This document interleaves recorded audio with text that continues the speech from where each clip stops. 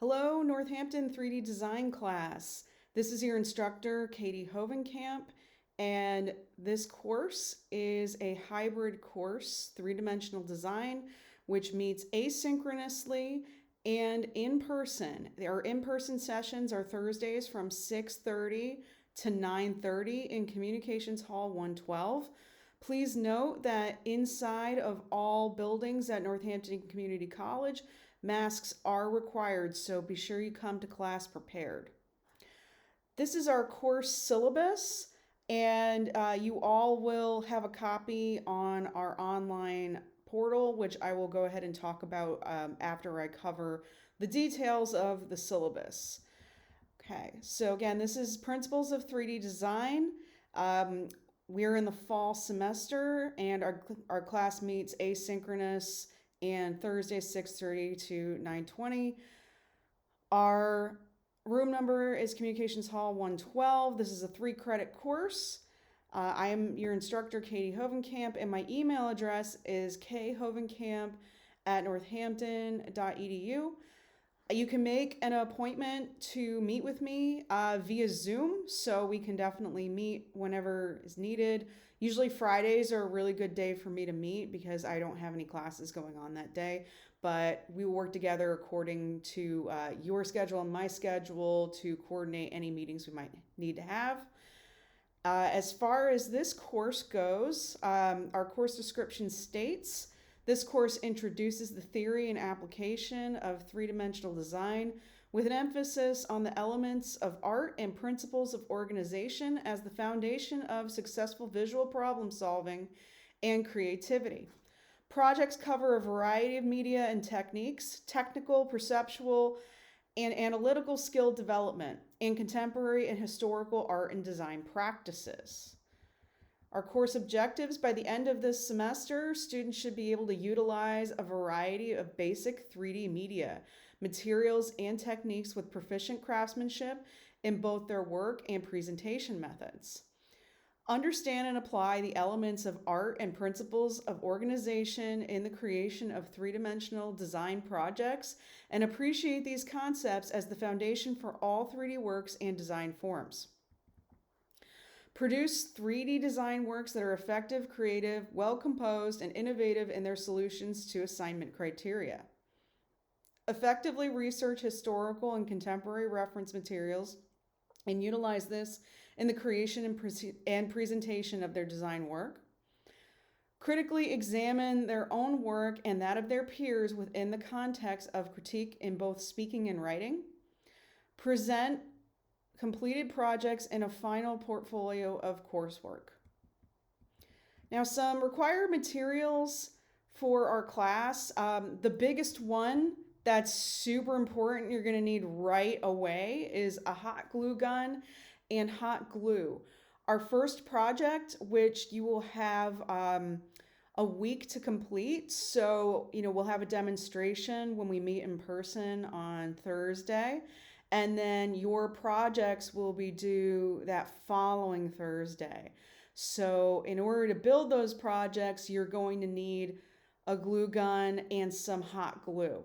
A couple places you can get that, and I'll also cover some other good art supply stores, would be either if you go to like a Walmart.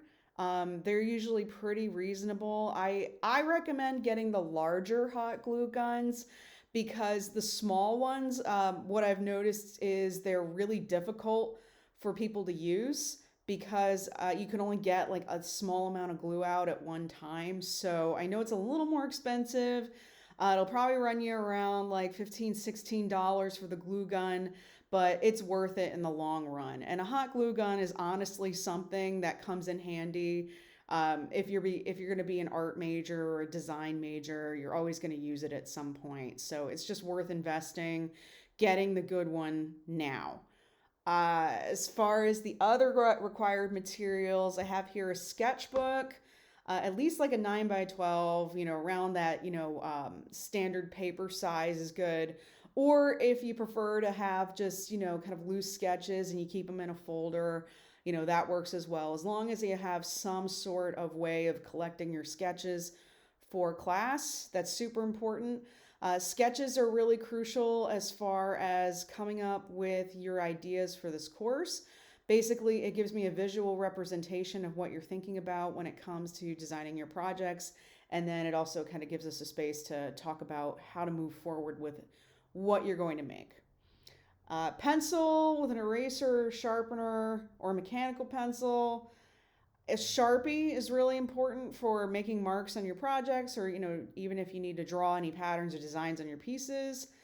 An X-Acto knife with extra blades. This is super important because you're definitely going to need to use the X-Acto knife, potentially for this first project, and definitely for the second project where we work with paper.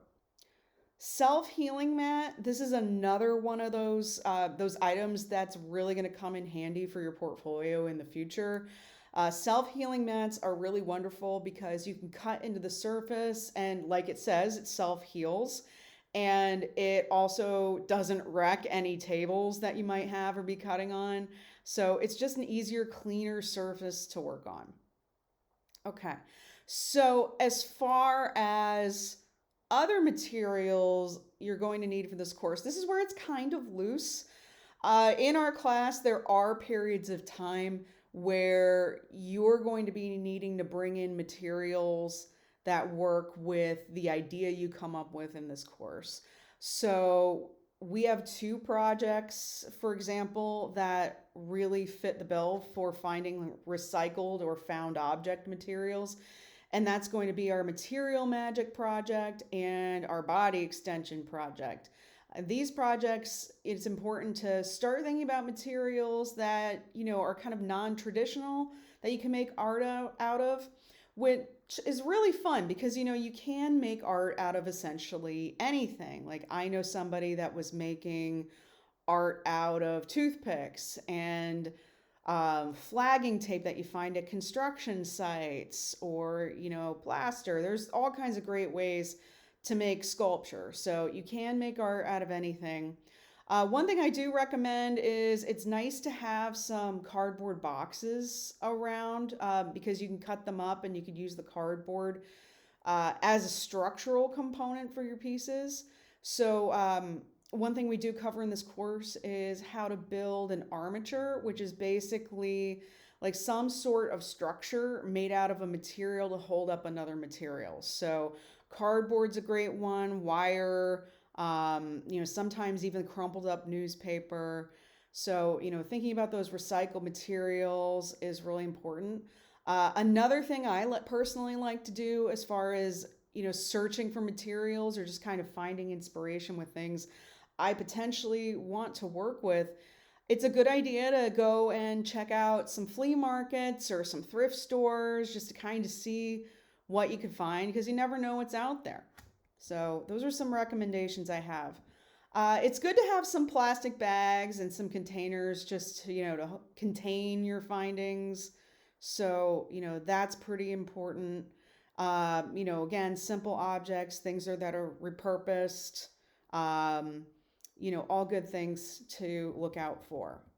Okay, and then just to give you an idea of some things that we have at the stores, at the department, we have a tool room that's right down the hall from the 3D design room, so we do have some basic things. Now, we do have some hot glue guns and glue sticks, but again, because we are meeting asynchronously and you are going to be doing a lot of work outside of class, I want you to just go ahead and buy your own hot glue gun and hot glue sticks, okay? As far as art supply stores to get some of these things, Blick is going to be a really big one, especially if you're taking several courses in the art program or taking any design courses. This one's going to be one of your most important resources as far as getting materials.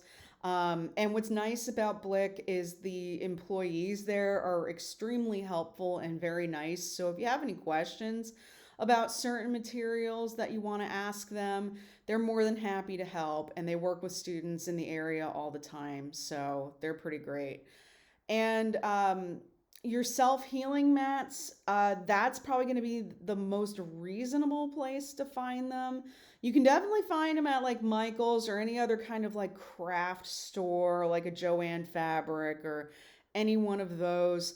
But Blick will probably be the one that has the best price for you. And you can also find your X-Acto knives and all of that there. Hot glue guns, though, I think they're actually going to be a little pricier there, so you're better off getting like one at Walmart, realistically. So they have their hours listed there. They also do great online ordering. For your other classes at Northampton, we do have two options for you as far as kits for your other courses. So I know the painting and the drawing, they have a lot of kits already pre-made. They are available at Blick and they're also available at the bookstore. The bookstore prices are a little bit higher, but depending on your financial aid situation, you're able to, use that toward your supplies. Whereas like Blick, it is going to be a bit cheaper. It just kind of depends on what option's best for you. But, those two different options are available to you all. Okay, so then we have Michael's. There's one up in Freemansburg. There's also one, I believe, on Airport Road. And then we have Walmart's. There's several in the area. One in Nazareth, one in Bethlehem, one in Easton. And if you're, out in Jersey, there's one in Phillipsburg too. MacArthur Road. And then if some of you are coming from like Monroe County, East Stroudsburg, so, we have all of that available to you. Okay, so NCC policies.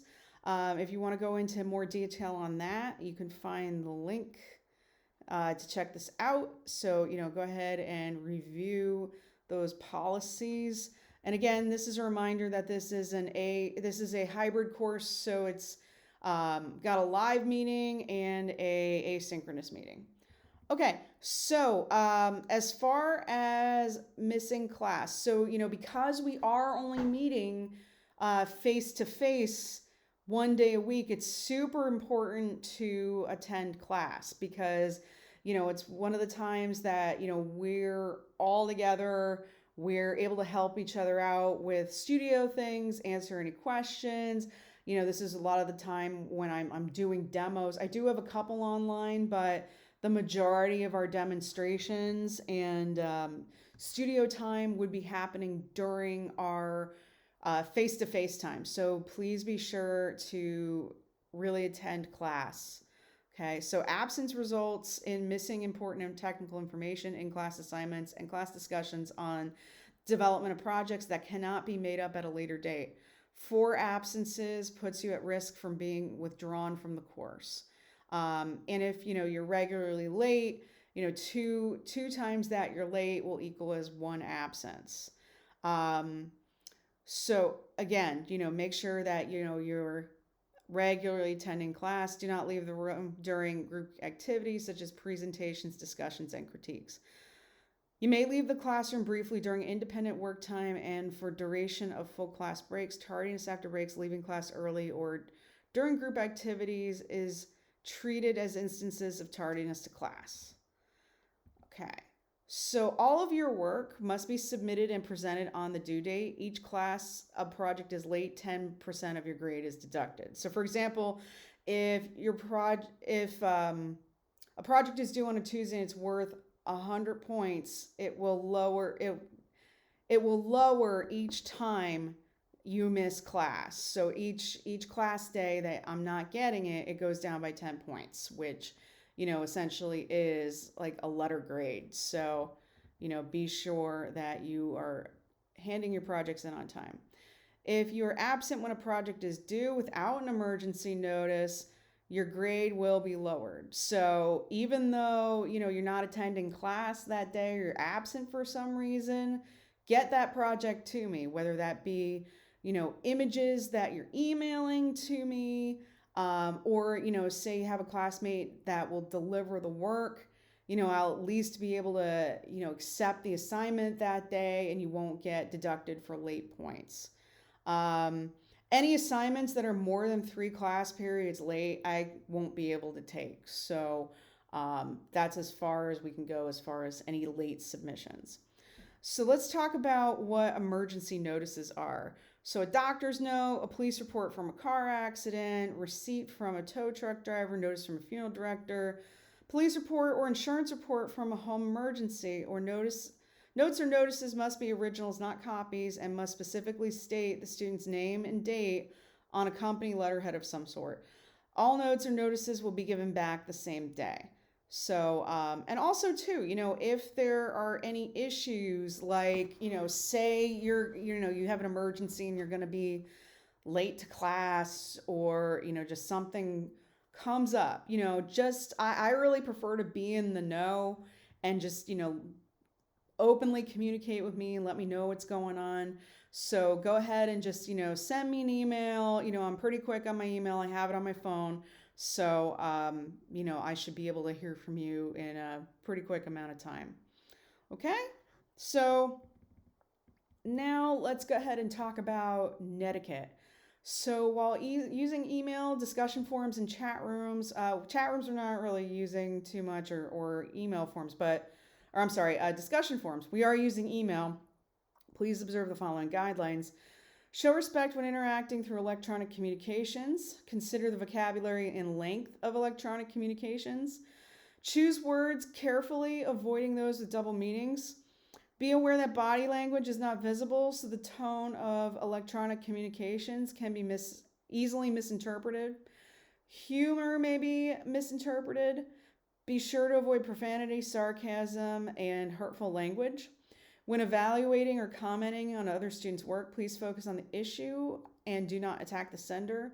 Reread what you typed for spelling errors, tone, message content, grammar, sentence structure, etc.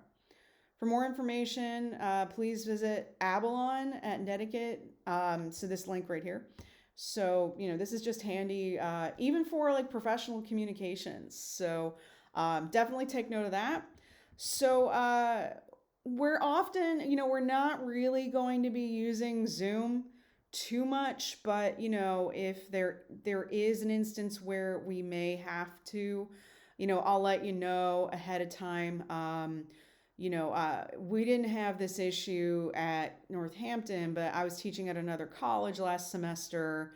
And unfortunately, we had several students have COVID. I had a 7-person class and 5 of them got it. So we had to do a quick pivot to doing all online for 3 weeks until they tested negative to come back to class. So, if we are in a scenario where we do have to go to Zoom, I want you all to follow this Zoom etiquette. So please put your camera on whenever possible. I get really sad talking to a series of black boxes with just your name. So, if you have the camera on, that definitely makes a whole world of difference. I mean, personally, like, I know, sometimes it feels a little awkward to be on camera, but it's really appreciated, and it's just nice to see everyone's faces. So, please go ahead and put it on when you can. Try looking into the camera rather than looking at yourself or other participants. So it seems like you're making eye contact. And if you're uncomfortable with your background, definitely use a virtual background. Do not walk away from the camera during class. If you have to step away, just turn your video off. Consider your appearance and actions. Wear what you would if you were attending class in person. Do not engage in behaviors that would not be acceptable in the physical classroom. Be sure to mute yourself when you're not speaking to eliminate any background noise. When you are on mute, continue to remain engaged. So be sure you're taking notes and engaging with the rest of the group. It is important to definitely make sure you mute your background, because I always seem to have bad luck where, like, somebody likes to mow their lawn or something's happening right next to me. So definitely utilize that. And then be on time to your virtual sessions. Okay. So next thing we're going to cover is we're going to talk about classroom and studio management. So be sure that you're coming to class prepared by bringing any necessary materials. So, for example, our first face-to-face meeting, I'm definitely going to need everybody to bring their hot glue and their glue sticks so we can work on our first project. And that's going to be really important for you all to have ready. Okay, so hot glue guns, glue sticks for next Thursday. Okay, so if there's an area for personal improvement, you're encouraged to be proactive and arrange a time to meet and discuss class participation strategies that will help help your performance in class. As far as the room is concerned, our studio in Communications 112 is a shared space. So this means that several classes are happening in this space. We have a second 3D design class. There is a printmaking class. And then sometimes we actually have some workshops that come in over the weekend. So cleanup is super important. Leave it cleaner than when you found it. On that note, we typically have student monitors come in, and you will have open studio hours where you can come into the classroom and work. So those will be announced pretty soon. And as far as working in the space, it's really great, especially if you don't have space at home, and you just kind of want to spread out a little bit and working in the classroom is a really great way to do that. But again, just make sure that you're doing a really excellent job cleaning up after yourself. Make it look like you were never there. Okay. And when you clean, that means dusting and wiping down the tables, throwing out any scrap materials.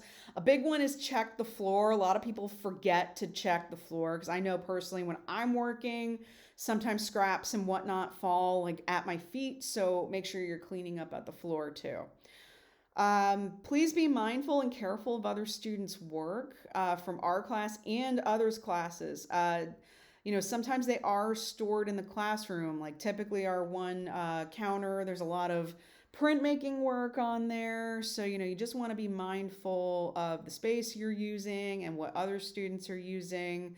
And if you have any questions about places to store things, or, what's okay or not okay to do in the space, just, be forthcoming and go ahead and ask me. I'd be more than happy to help you out on figuring out best way to store any work that needs to stay in the space, or just good practices to keep everything in good shape. Okay, so then once projects are done, graded and completed, it is up to you to go ahead and take that work home.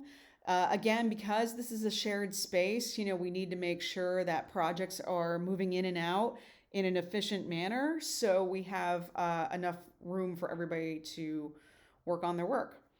Okay, so now that we've covered the studio, let's talk a bit about COVID-19, which is an unfortunate thing that we have to talk about. It is not a good it's not a good thing to deal with. Unfortunately, I have witnessed some students get very sick. So again, like I said at the beginning of the course, masks are required at Northampton Community College, particularly in indoor spaces.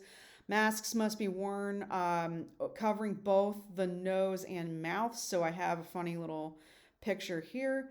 Upon entry, you must do the NCC Go app, which is like a personal assessment of like how you're feeling today, checking into class. If you are feeling any COVID-like symptoms, please just do not come to class. Go ahead and email me and let me know just what's going on, so then, I know what to expect. If you are in need of... Actually, let me go back and cover the COVID symptoms. So if you are experiencing any fever, chills, cough, shortness of breath, fatigue, difficulty breathing, muscle aches, headaches, new loss of taste or smell, sore throat, congestion, a runny nose, nausea, vomiting, or diarrhea, please do not come to class and just let me know. I'm just going to kind of flip through these. You can read these a little bit in more detail on the syllabus, But some important things I wanted to make sure everybody was aware of was,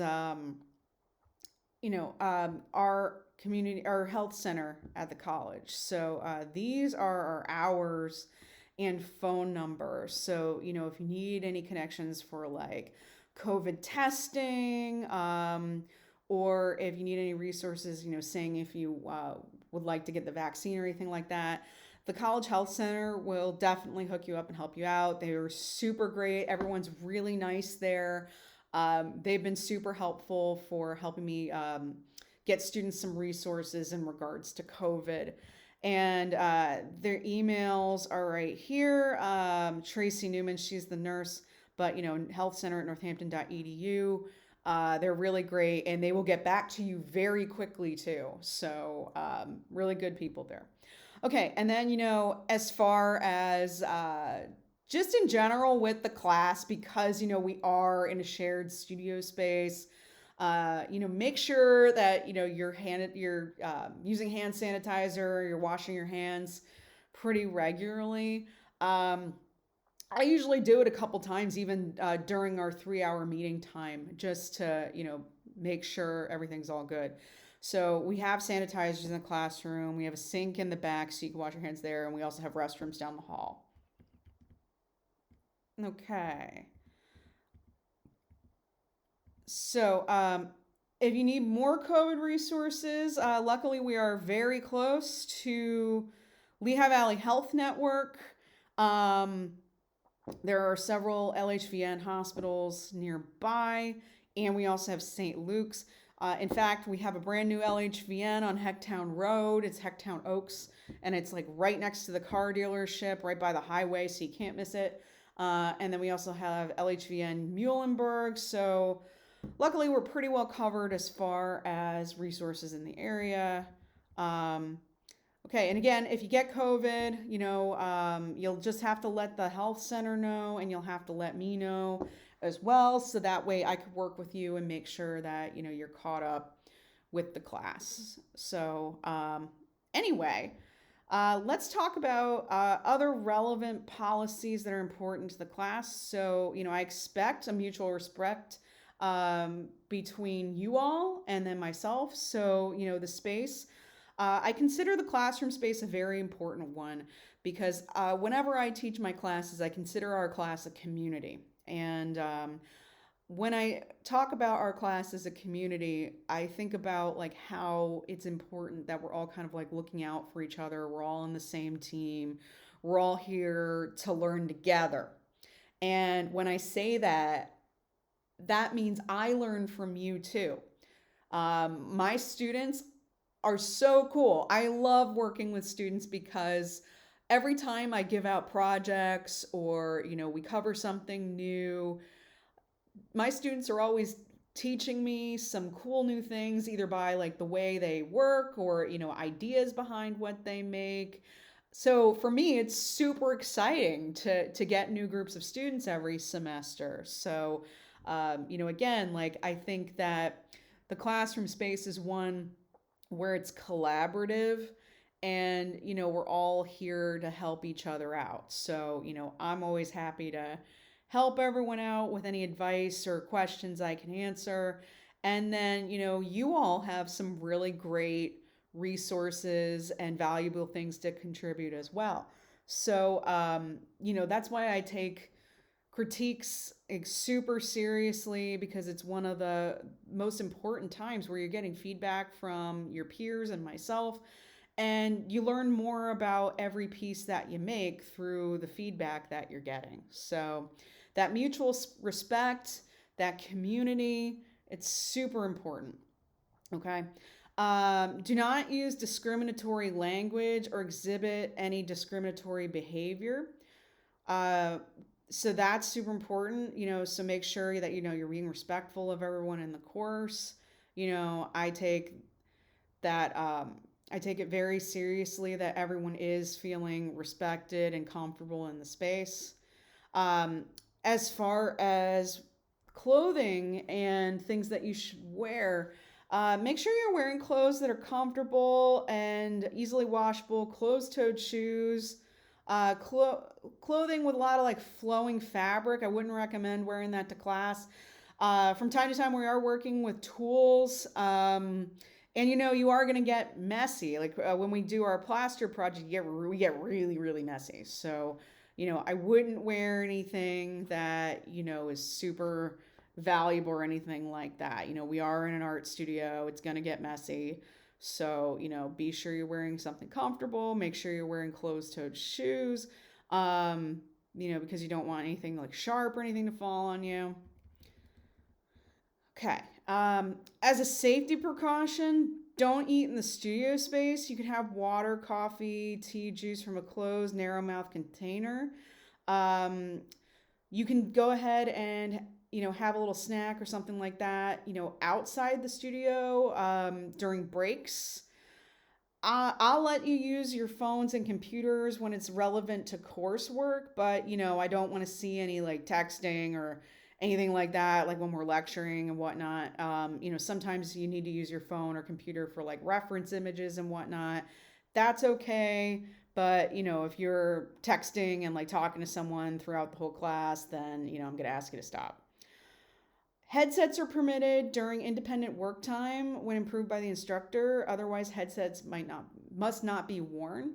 So again, like if I'm lecturing, I don't want you wearing like earbuds. But if you're working on your project and you're just needing some music while you work, that's totally fine with me. What I tend to do during our work days is I'll play a series called Art 21 on our projector, which are all art documentaries, and they're really cool. And if you have time, I highly recommend just sitting and watching some because it's really informative.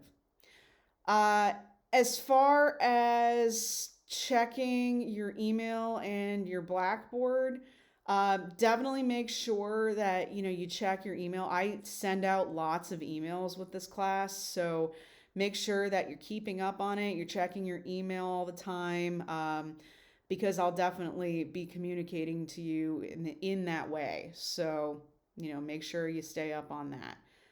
And I regularly check my email. I have it on my phone, so I'm pretty quick to get to it. So it's super important. So check your email all the time, check it religiously. Okay, course assignments and grading. So it is important to have your homework ready to go for class. Usually it's due on the upcoming Thursday, but I have the whole schedule written out for everybody. So that's all ready to go.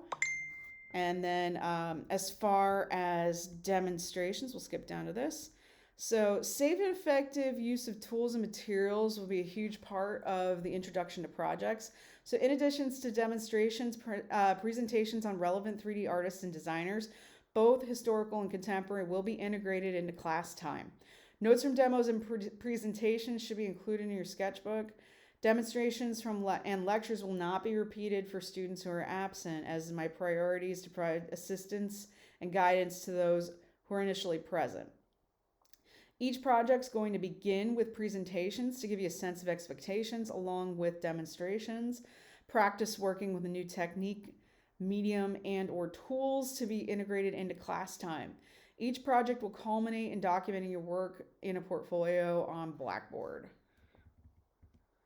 Your participation during class time is essential to your success. Participation will include working on assigned classwork for that day. This includes prep assignments, planning, sketching, and working on your current projects.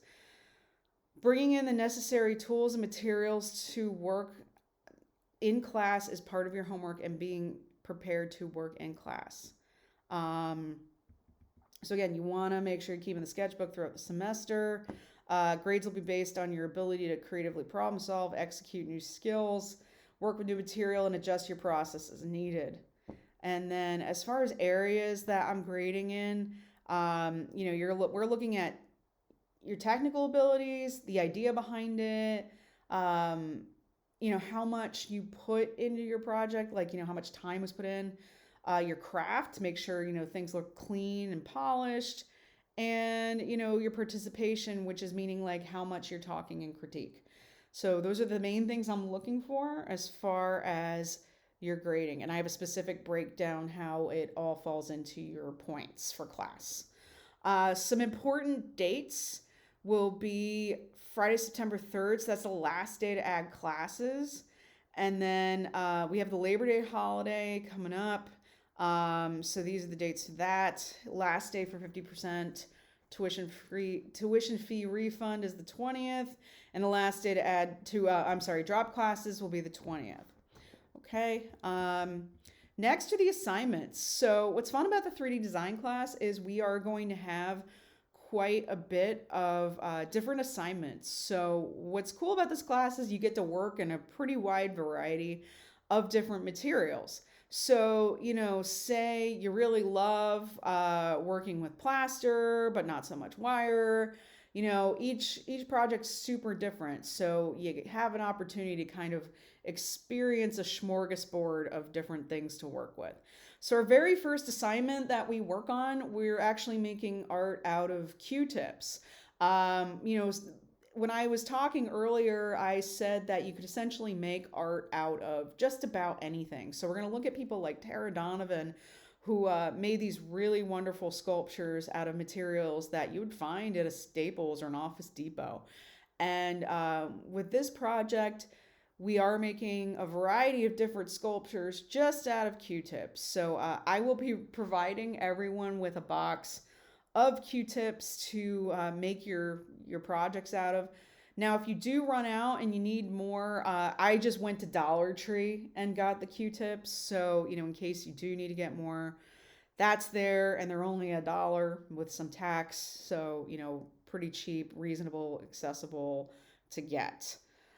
So our first assignment is 4 iterations, where you will be making 4 different sculptures, referencing the design principles, and you get to pick one of each of these principles and make a sculpture in response to it out of Q-tips. So you can read a little bit more in detail on the project. Okay, and then I have a PowerPoint on Google Classroom, which is our platform we're going to be using as far as seeing class lectures, some demonstrations that are pre-recorded. This is where you'll submit your exhibition assignments. So all of that will be found there. So everyone's going to have to go ahead and join Google Classroom, and I will provide the link for that. Okay, so very important is our grading breakdown for the assignments. So this is how I do it. I do it in 5 areas of 20. So your project's total 100 points. And I basically just, go ahead and I count for all of these areas and then give you a total. Okay, and usually with the grades, what I'll do is I'll email everybody individually to say how you did. Or, if we're in-person situation, I'll write them out for you and I'll hand them in to you personally. Okay, so I'm just going to scroll through the assignments. So, definitely take a look at this in more thorough detail. Okay, so we do have quite a bit of assignments, as you see in this class. We have 6, okay? And they're all a pretty wide variety of what we'll cover. And, each one comes with a project description. And again, everything is already up on Google Classroom. So even if you want to, look a little further ahead, so you want to plan ahead a little bit, you can go ahead. All that information is there. Okay, so the next thing that is here that I want to just, scroll through is our tentative course schedule, which, outlines what we're going to be doing each day with the class. What you'll notice is every Tuesday, starting, let me just scroll down here. Okay, so every Tuesday starting on the 2nd, you will have an exhibition assignment that's due, okay? So in our Google Classroom, I have the schedule of when they're due, and it should give you alerts. But, just put that in your routine, okay? Even if you want to put it in your calendar, like on a Monday would probably even be good. Exhibition assignments do. So, these are a weekly occurrence. And with this assignment, what we do is I have you write two paragraphs, one on just describing the exhibition, and then the second, you talk about your favorite work. Okay. So exhibition assignments that's going to be happening weekly. All right. So this is the course schedule. And then I have a couple recommended readings at the end here. So if you have time and you want to do a little art reading, these articles are super great and handy to read. Okay, so the next thing we're going to cover is we're going to talk about our Google Classroom. So I'm going to be sending everybody a link on how to go about the Google Classroom. So what you'll do is you'll sign in. You'll have to have some sort of Google address to run this. But this worked super well for my classes in the past because the platform was like really easy to use, because sometimes Blackboard can be a little problematic. So I prefer to use Google Classroom here.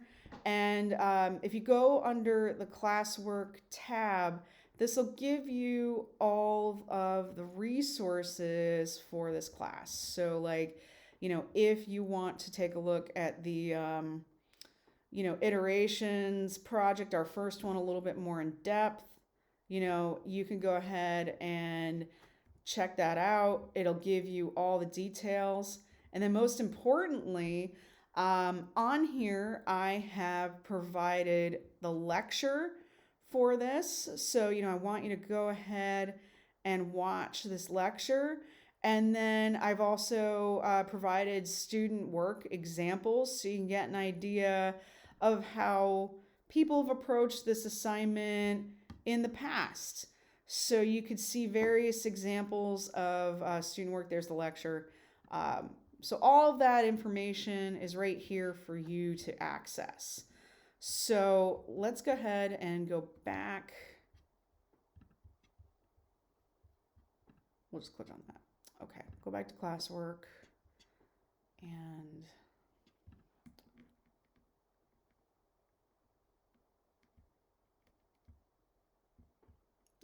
here's all the assignments. So here's paper model, that's our next one.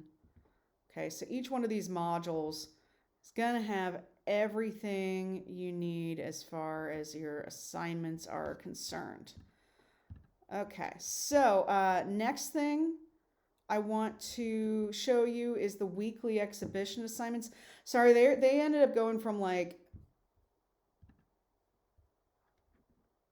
the first one starts at the very bottom here. And what's nice about this is it'll tell you all the due dates. So if we go ahead and we click on exhibition assignment 1, we'll go ahead and hit view assignment and instructions. So when you click on this, it'll tell you the description of the weekly exhibition assignment. And then it'll say, go ahead and write the 2-paragraph report. Like I said, first paragraph will be on the exhibition overall. And these are opinion-based writings, okay? So, if you love the exhibition, if you hate the exhibition, if, you've had some criticism about the exhibition, you're allowed to say all that. This essentially is like a personal journal on how you are talking about art, okay? It's getting you in practice for writing about it, writing about your observations. And then the second thing I want you to talk about is the piece, your favorite piece in the exhibition, okay? And with these, when I say 2 paragraphs, paragraph meaning a minimum of 5 sentences, okay? So a total of 10 sentences talking about each exhibition that you see.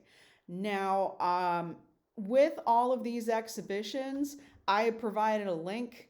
And then, some people did say they had some trouble in the past with getting to the exhibitions. So a backup you can always do is you can copy and paste the link into your browser if you have any issues like so.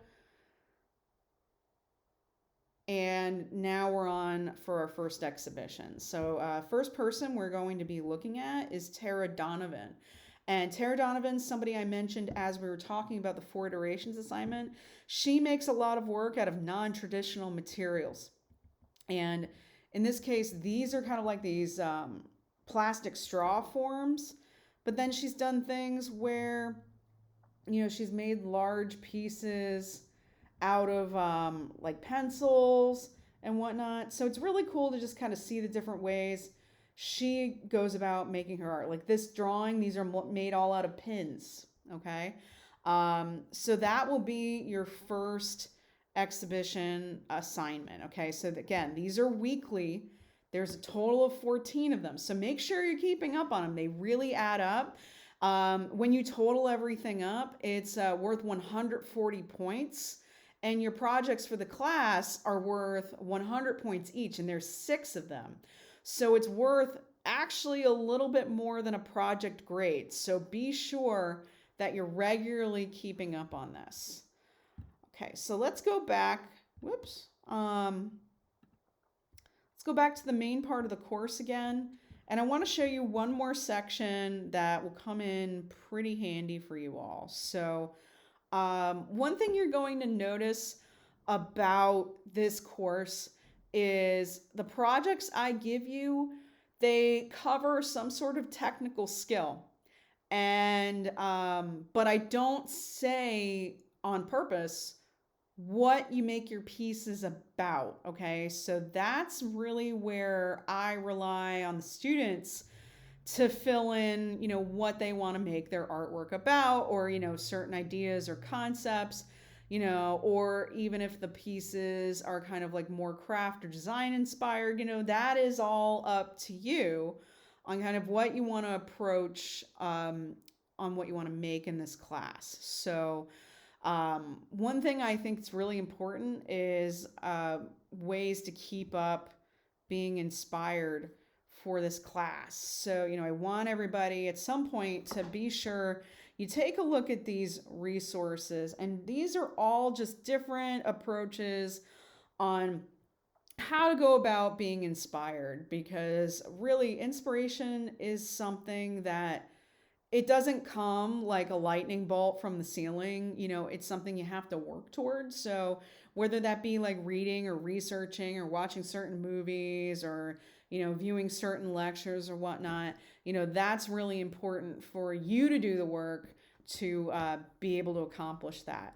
So again, all of your resources are here in Google Classroom. So be sure to look out for the link that I'm going to be emailing you in regards to that.